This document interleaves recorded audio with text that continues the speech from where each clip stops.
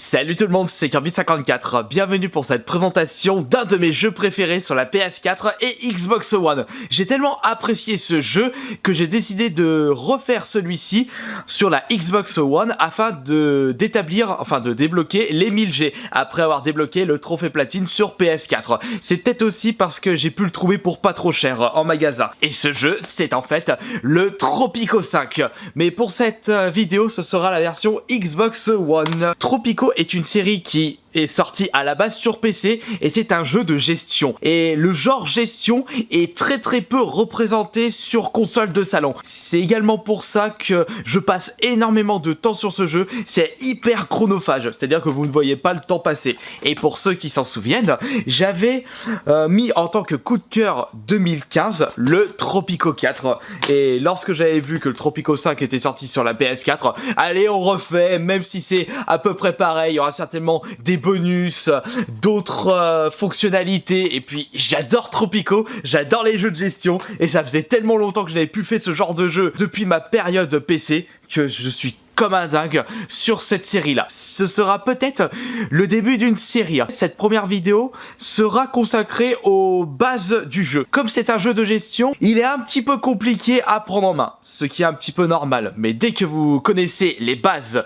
et tous les secrets de Tropico, alors là, vous serez prêt à passer des heures sur ce jeu et des heures de bonheur. On va faire une nouvelle partie, on va faire bac à sable. C'est en fait le mode bac à sable, donc vous faites ce que vous voulez. Je prends ma dynastie Nukem, comme Duke Nukem. On va prendre une carte générée, donc j'ai pris une taille rikiki avec un relief plat pour éviter d'être embêté par des collines, des ressources abondantes puisqu'il faudra faire des gisements de pétrole, essayer d'extraire de l'or, du charbon, aller pêcher, etc. Pour l'époque de départ, vous avez le choix entre époque coloniale, guerre mondiale, guerre froide et temps moderne. Cela va influer sur les infrastructures disponibles. Donc on va commencer par l'époque coloniale. La population de départ, on va prendre 50. On va vraiment faire une petite carte pour vraiment éviter d'être trop éparpillé par toute la populace. L'argent de départ, on va se mettre un petit 20 000, au moins un petit peu de sous. Économie intermédiaire, désastre occasionnel,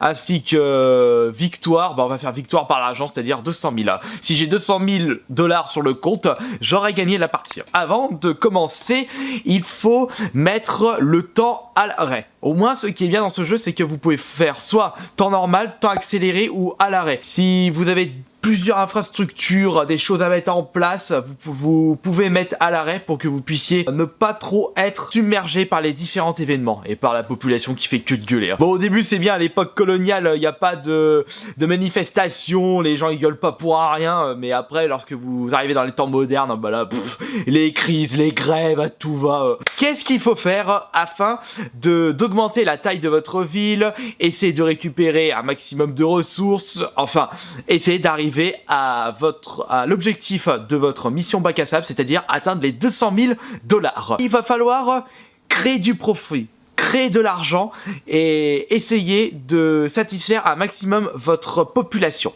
Donc pour cela, il faut déjà faire en sorte d'avoir des commerces. Par exemple, regardez ce que nous avons juste ici. Nous avons une petite mine.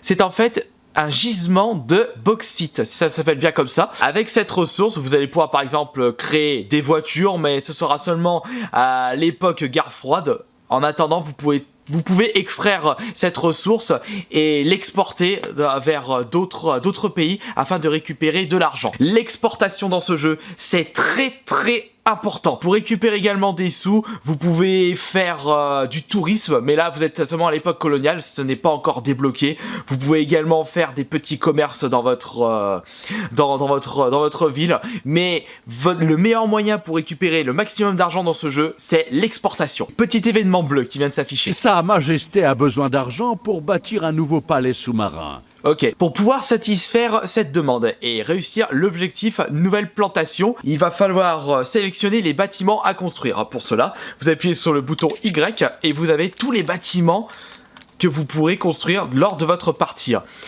Comme vous pouvez le constater, il y a beaucoup de bâtiments qui sont grisâtres, c'est-à-dire que vous ne pouvez pas les construire par manque d'argent, manque de technologie, car il y a des technologies à débloquer dans ce jeu, ou alors parce que vous n'êtes pas à l'époque adéquate.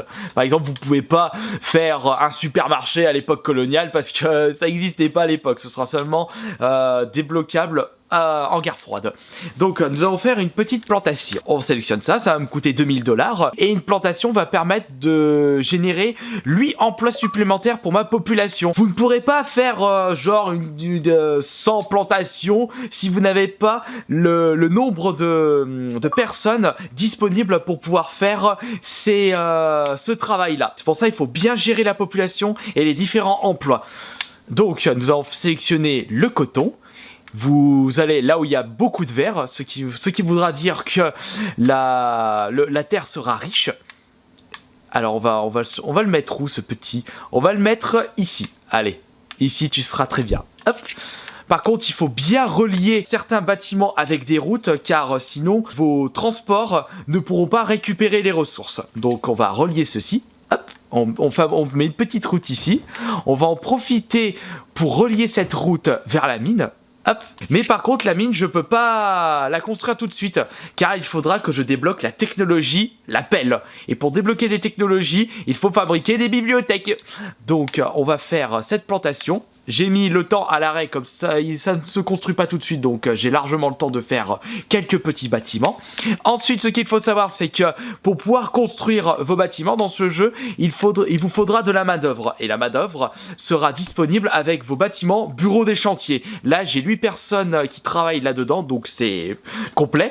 J'ai également les personnes qui travaillent dans le bureau des routiers. Et le bureau des routiers, pour pouvoir exporter les différentes ressources récupérées, il faut relier votre dock à votre cité. Donc on va le mettre ça ici. Voilà, comme ça. Bon, c'est un petit peu en souk, mais c'est pas grave. Bon, alors maintenant, il va falloir construire autre chose. On peut construire, par exemple, un ranch.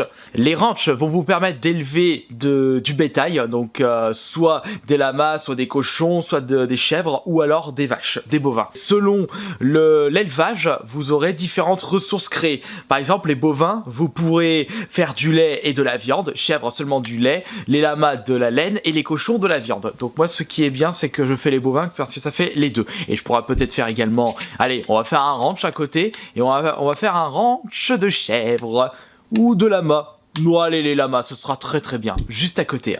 Hop, chaque ranch va générer 4 emplois supplémentaires. Et justement, en parlant d'emploi, lorsque vous appuyez sur la gâchette L2, vous appuyez sur X et vous aurez juste ici, donc vous allez dans la catégorie peuple. Vous aurez votre population et surtout le nombre d'inactifs. Faut vraiment que toute votre population travaille ou alors étudie, mais ne reste pas les mains croisées comme ça en ne faisant rien parce que ça va vous coûter de l'argent. Je pourrais par exemple également faire oh non, pas de quai de pêcheurs. On va faire un camp de bûcherons. Mais par contre les bûcherons, faut les mettre près des arbres. On va le mettre ici. En plus ça coûte pas trop cher. On va faire une petite route pour relier ce camp de bûcherons. On va le faire passer par là. Hop là, le temps est toujours arrêté. Qu'est-ce que je pourrais fabriquer d'autre avant de redémarrer? Camp de bûcheron. On va également faire un petit pub. Ça va générer un petit peu de divertissement pour votre population. Il faut bien que votre population s'amuse, sinon il risque de se soulever contre vous. Allez, ça bosse, ça bosse. Vous pouvez également, si vous n'avez pas le temps d'attendre, puisque vous avez des priorités en ce qui concerne les bâtiments, que vous pouvez sélectionner en mettant ça. C'est-à-dire que la priorité de construction sera ce bâtiment-là, ou en mettant normal, ou alors vous pouvez carrément faire une construction rapide. Ce sera au même prix que le bâtiment en lui-même, donc il vous coûtera le double d'argent, mais au moins ce sera tout de suite. Regardez, hop, il s'est construit. Cet indicateur signifie qu'il n'y a personne qui travaille dans ce bâtiment-là, mais ne vous inquiétez pas, les gens vont venir dedans naturellement. Plus il y aura des personnes qui vont travailler dans un bâtiment, plus ce bâtiment sera efficace. Sa Royale Majesté m'a demandé de vous présenter cette citation. qui vous félicite pour vos exploits au nom de l'Empire. Parce que j'ai réussi l'objectif, une plantation, donc du coup j'ai une récompense. Je peux demander une aide financière, 5 000, soit un cadeau personnel, 5 000 sur le compte en Suisse. Le compte en Suisse va vous permettre d'améliorer les membres de votre dynastie, et vos membres de dynastie augmentera certaines compétences pour votre population, plus d'écologie, plus de revenus sur l'exportation, meilleure satisfaction générale, etc. etc. Je suis partant pour les nouveaux colons car j'ai besoin d'habitants pour pouvoir générer du profit. Donc j'ai sélectionné les nouveaux colons. Et lorsque le bateau va arriver, il y aura 10 nouveaux colons supplémentaires. Vous aurez les bateaux qui vont arriver avec les revenus de vos exportations, plus des nouveaux colons. Les progrès technologiques sont la voie vers l'autonomie, gouverneur. Ouais, t'inquiète pas. Mon objectif est de créer une nouvelle bibliothèque. Et ça, justement, j'en ai besoin pour pour créer de la nouvelle technologie. Enfin, pour débloquer des nouvelles technologies. Donc, la bibliothèque, ça se trouve ici. Ça me coûte 5 000 $, j'ai ce qu'il faut. Et on va la fabriquer... allez, ici, elle sera très bien. Hop, voilà, on va mettre la priorité sur la bibliothèque.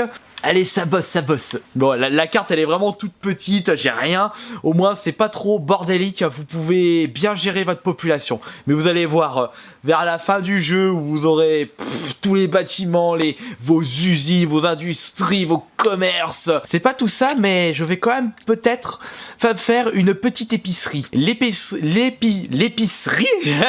va vous permettre de donner de la nourriture à vos citoyens. Sinon, ils vont crever la dalle. Autre chose à savoir par rapport à votre population et aux emplois à pourvoir. Chaque bâtiment demandera une certaine éducation des employeurs. Par exemple, ici, pour que des personnes travaillent dans une épicerie, il faudra qu'elles aient comme éducation lycée. S'ils ont comme éducation illettrés, ils pourront pas bosser là-dedans. Et il y aura des bâtiments qui demanderont des éducations universités. Et pour ce faire, il faudra construire des lycées, des universités, afin d'augmenter les compétences de vos employés. Il y a les 10 nouveaux citoyens qui viennent d'arriver, et j'ai même mon petit trésor public qui augmente, car j'ai fait un petit peu de commerce à l'extérieur. J'ai fait de l'exportation. Et maintenant, il part. Et il n'y a plus qu'à attendre qu'ils reviennent avec l'argent. Oula, regardez! À la bibliothèque, il n'y a personne qui bosse parce que personne ne possède l'éducation université. Vous pouvez inviter des travailleurs étrangers, mais cela va vous coûter de l'argent. J'exporte 3000 unités de coton. Donc ça va, j'ai ma plantation de coton, donc ils vont faire leur petit travail ici, et il n'y a plus qu'à attendre. On va sauvegarder maintenant, et je continuerai cette petite partie. Et si vous lâchez vos likes bleus, je continuerai la partie, et un nouveau moment de divertissement sur Tropico 5. On continuera cette partie très certainement plus tard. On se dit à tout à l'heure pour la prochaine vidéo. Salut!